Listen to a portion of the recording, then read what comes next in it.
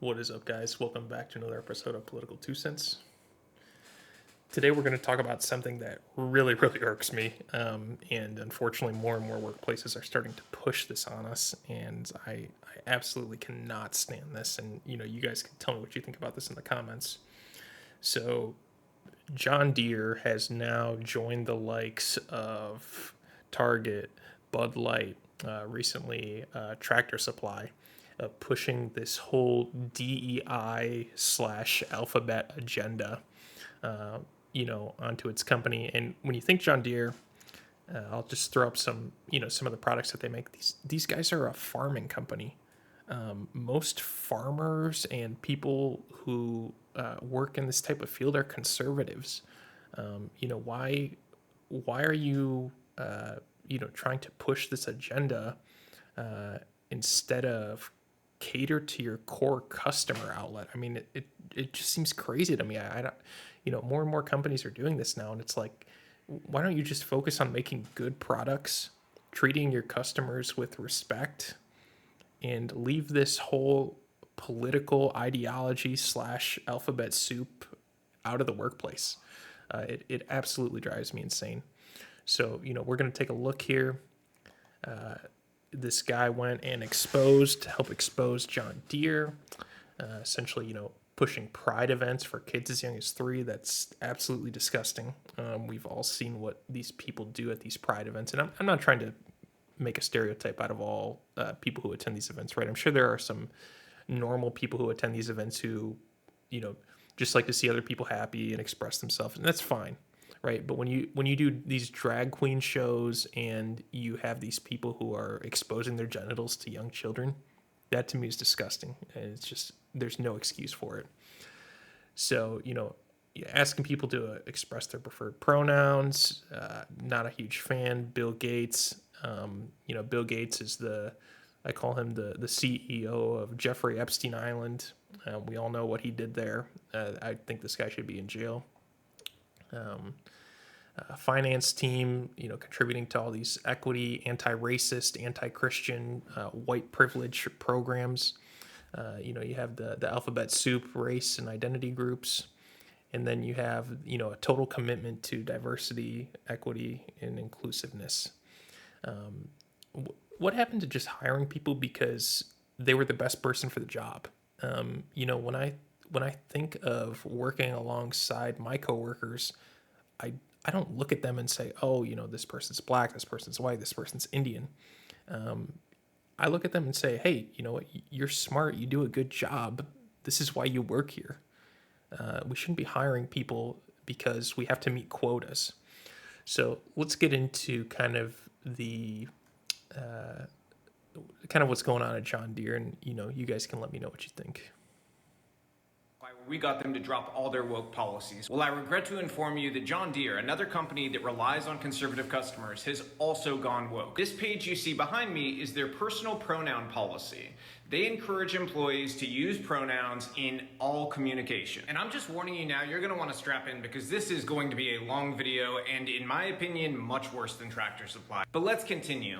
This is an event that John Deere sponsored called Capital City Pride's Little Rainbow Run. It was for kids as young as 3 years old to engage in pride. And side note, I don't care if you're gay or straight, kids should not be celebrating what type of sex you like. It's weird, it's creepy. Here's a fun photo we found on LinkedIn. Yes, this is John Deere employees being trained on the genderbread man. Yes, the genderbread man. If you're not familiar with that, it's the whole concept that basically gender is completely fluid. There's no such thing as your biological sex. You just are whatever you think you are. So much like Tractor Supply used to have, John Deere has what are called ERG groups. These are a way to divide people on identity lines. Pure identity politics. They separate you by race, sexuality, or any number of these things. This is a post about their Rainbow ERG group, which, if you guessed was their gay group, you were correct. You're gonna wanna see the logos that were made for it. As much as I wish I was joking, I am very much not joking. These are real logos that were posted on LinkedIn. Which, side note, John Deere is much more open about their belief system on LinkedIn than they are on other social medias. I wonder why that is. But you know what? We'll get back to their stuff on LinkedIn in a minute. Let's go check on their diversity, equity, inclusion page. By the way, Bill Gates is their largest shareholder. Are you getting super conservative vibes yet from John Deere? Deere? On this page from John Deere's website, they note that the finance team really took things to the next level in 2020 when they said their diversity efforts were just simply not enough. So how did they up the game? Let me show you. One of many ways they upped the game on DEI was for the financing team leaders to do something called a 21-day United for Equity challenge through United Way.